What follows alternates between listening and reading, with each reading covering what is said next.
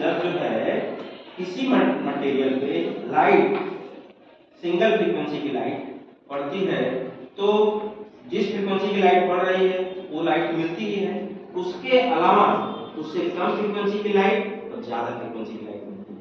ठीक है, इसी को जो है प्रोफेसर रमन ने जो है डिस्कवर किया।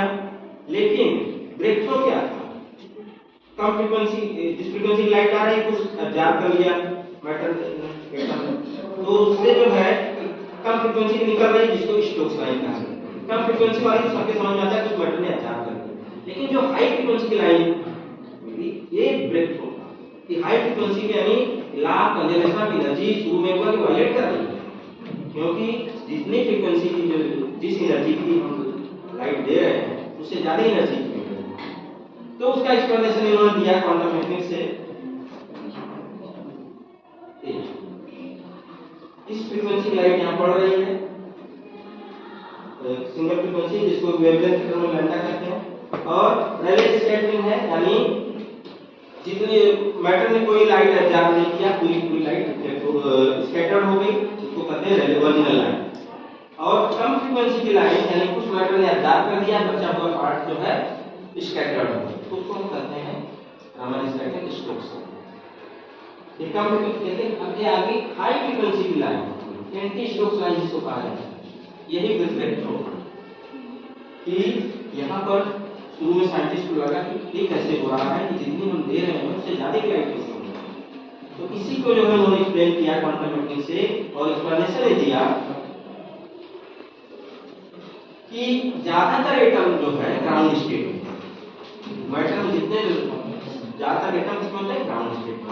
तो ग्राउंड स्टेट में जब लाइट मैटर पड़ती है तो एक्साइटेड स्टेट में जाती है, वहां से फिर आती है तो कुछ पार्ट ऑब्जर्व कर लिए।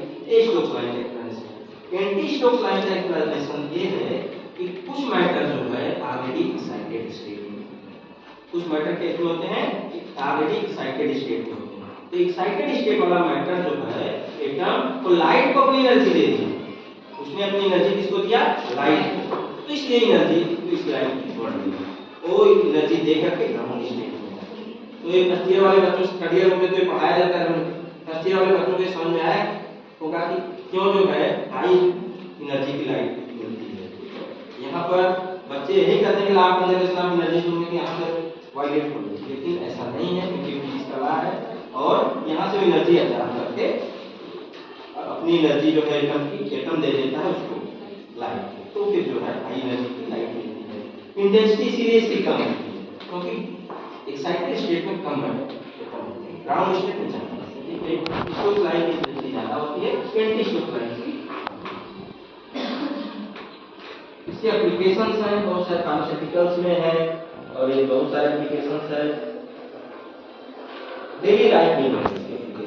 एप्लीकेशन मेडिसिनल टैबलेट्स है, रमन इफेक्ट एक केमिकल कंपोनेंट बताता है, प्योरिटी ऑफ रॉ मटेरियल है, कॉस्मेटिक्स में एक क्लियरली शो करता है कि कितने कहाँ तक स्किन में इसका इफेक्ट होगा जो आप कॉस्मेटिक यूज कर रहे हैं।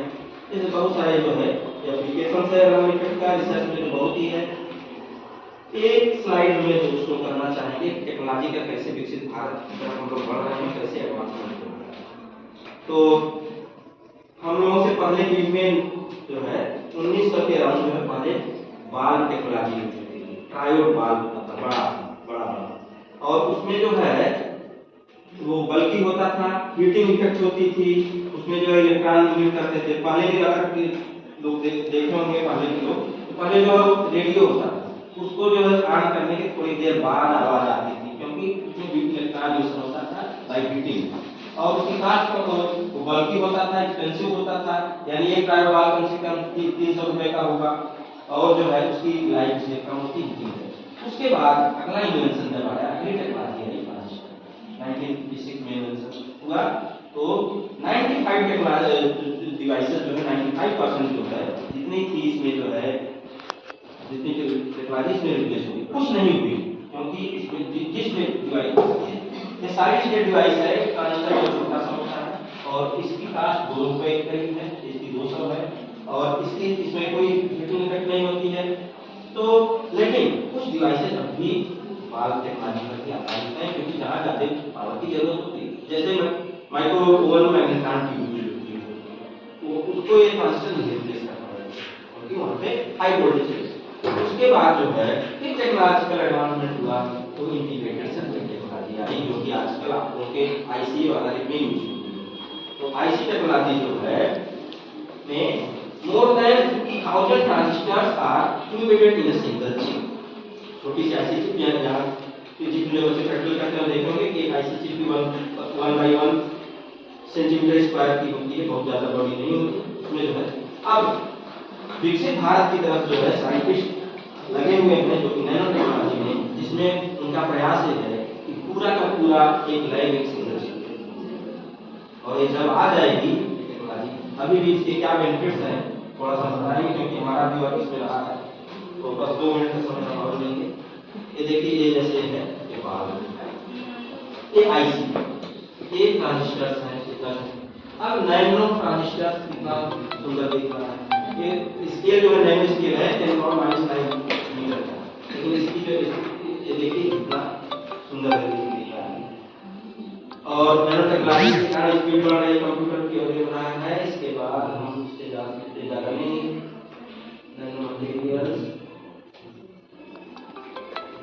जैसे एक प्रॉपर्टी ये है नैनो मटेरियल्स का कि जो हमारा बल्क मटेरियल होता है सिंगल कलर होता है और नैनो मटेरियल में एक ही मटेरियल अलग अलग साइज का कई कलर देता है। आजकल जो चांदी जो महंगी हो रही है उसका रीजन क्या है जानते हैं? क्योंकि सोना तो खरीदने के पहुंच से बाहर हो रहा है, तो चांदी को जब एक उसमें लिख करेंगे कन्वर्ट नैनो पार्टिकल तो दैट कलर बिकम गोल्डन। ठीक है, इसके कारण जो है ये चांदी महंगी हो रही है क्योंकि सोना पहुंच से बाहर होता जा रहा है, गोल्ड का दूसरा जो है अब नैनो टेक्नोलॉजी का एक यूज होता है नैनो सनस्क्रीन्स है, नैनो क्लॉथ से क्या होगा मार्केट में भी आ रहा है। नैनो क्लॉथ जैसे ये दीवार है इस पे आप फुटबॉल मारते हैं तो क्या होता है वापस आती है, इसलिए आती है कि जो इसके अंदर इस दीवार के अंदर के कण है उनका जो साइज है फुटबॉल के साइज से छोटा है, इसकी वजह से। इसी तरह से जब हम यहाँ पर नैनो पेंटिंग करते हैं अपने कपड़े के ऊपर तो नैनो जो एटमॉस्फेयर के धूल के कण हैं जो डस्ट पार्टिकल्स हैं उनका साइज बड़ा होगा तो वो रिफ्लेक्ट हो जाएंगे, इसलिए जो है फिर कपड़ा धोने की आवश्यकता नहीं है। और जो है पार्टी में जो है धूल मारते जाकर के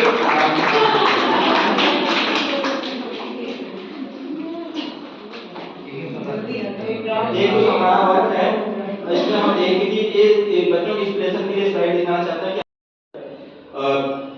कि एक उत्तराखंड टेक्निकल यूनिवर्सिटी में जो मैंने मटेरियल बनाया था उसका स्कैनिंग इलेक्ट्रॉन माइक्रोस्कोप कर रही है वो संशोधन करता है। तो ये मतलब आप ही लोग अभी आईआईटी रुड़की में भी स्टूडेंट गई हुई है, यहाँ से बीएससी की हुई है जो कि फंडेड मैथमेटिक्स की रिसर्च कर रही है। तो ऑप्शन आप लोग के लिए खुले हुए हैं, विकसित भारत में अपना कंट्रीब्यूशन दीजिए और जिस फील्ड में जाना हो उसमें पूरा कंट्रीब्यूशन दीजिए। तो इसके साथ जो है देखिए इसका एक एडवांटेज है, इसको जो है कैंसर थेरेपी जब जो है दी जाती है कीमोथेरेपी तो जो कैंसर सेल के अलावा उसके आसपास के जो हेल्दी सेल्स हैं वो भी डैमेज होंगे, लेकिन जब नैनो टेक्नोलॉजी यूज करके जो है टारगेटेड डिलीवरी दी जाएगी तो केवल उसी पर जाकर के उसी सेल को जो है डैमेज करेंगे। देखिए इसको जो है यहाँ से है नैनो सेल्स है, यहाँ पर इसको इनेबल किया और यहाँ से ये जा करके इसके ऊपर इसको अब एक्टिवेट किया है। अब यहाँ से